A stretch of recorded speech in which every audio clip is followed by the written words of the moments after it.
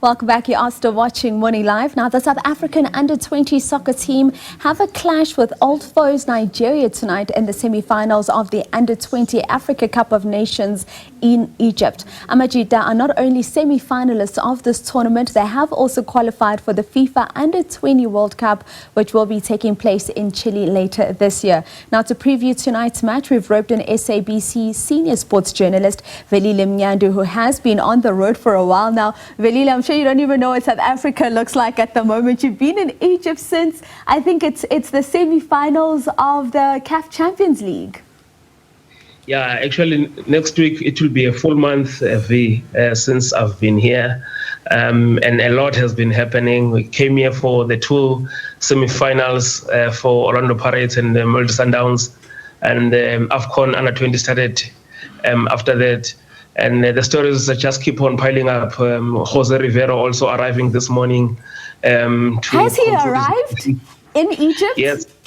He landed at 6:42 this morning in the local time.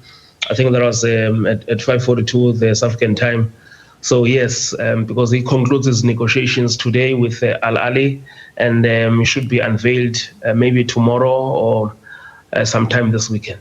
All right. Well, where did you hear it first, if not right here on Morning Live? Velile Mnyandu confirming that coach Jose Rivero has officially arrived in Egypt for his negotiations with Al Ahly. Velile, of course, today we want to speak about Amajita as well. We look at what coach Mdaga has been able to do with the side, and the journey hasn't been easy, from looking at the qualifiers to looking at the group stages in the tournament, and them now finding themselves in the semi-finals. What do you make of what this team has been able to do under coach Mdaga? Yeah, I think this is really something very interesting and also exciting for South African football. As you would know, that recently the under-17s also qualified at the AFCON tournament, which was played in Morocco. And now this team, which had challenges before the tournament started, as you know, that they are currently only having a group of 20 players in camp, but they've managed to overcome all the challenges. Remember, they couldn't get Miguel Mbogazi from Orlando Pirates. Also, another key player was Chandra Campbell with Club Brugge in Belgium. The captain, Asako Tiwani, got injured in the opening game against Egypt, and he had to fly back home, and together with another player who was not registered, Naledi Hlongwane. But this team has managed to come back, especially after that first loss to Egypt. They won back-to-back games against Tanzania and also Sierra Leone 4-1 that they won that game.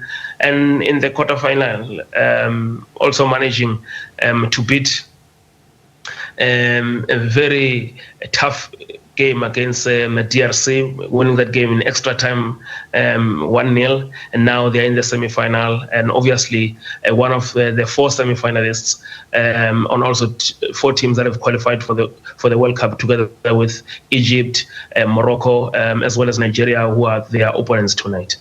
Let's speak about this matchup between South Africa and Nigeria, because we know how it is with the senior Bafana team in Nigeria. It's always competitive. You always know that the boys are going to have to dig deep.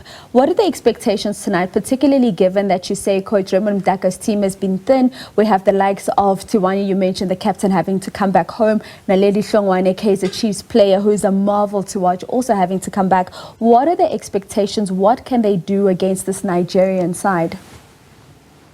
I think the good thing now that they've qualified is that the pressure to qualify, or the pressure just to ensure that they are one of the four semi-finalists is past them. So, and this is one of the things that we've managed even to talk about with some of the international scouts that are here, who are impressed with their players, because they list South Africa as one of the few teams that are playing according to their national philosophy. So we've got that identity, and tonight's game gives us an opportunity to, especially for the boys, to express themselves and also to show the world and the continent the type of and the brand of football that we've got. Remember, this is also happening on the back of or Sundowns being in the final of the CAF Champions League. They will be coming back here also in Egypt on the 1st of June to probably lift the title. You have Bafana made up of 90% of locally based players, as a team that won, in fact, that got a bronze medal at last year's AFCON. So this is filtering down now to the junior national teams. So I have no doubt, and I'm confident that our boys can make it to the final this weekend, possibly against the host Egypt or Morocco.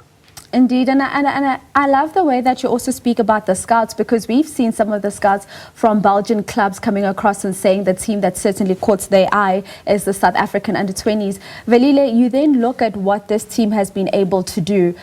Do you see them getting past Nigeria tonight? And should they meet, for example, in Egypt in the final or Morocco? We don't know at this stage. But we saw them in that opener against Egypt, and it's certainly not a game that Amajita should have lost. They were the better team on the day. Without a doubt. I mean, if you go back to that game, V, that's when we hit the woodwork 3 times. And in that game, we had all the chances to win the game. Unfortunately, luck was not on our side there, but also we bounced back, and also to win our group as well. I mean, we've produced 2 clean sheets. We've conceded only 3 goals so far in the competition.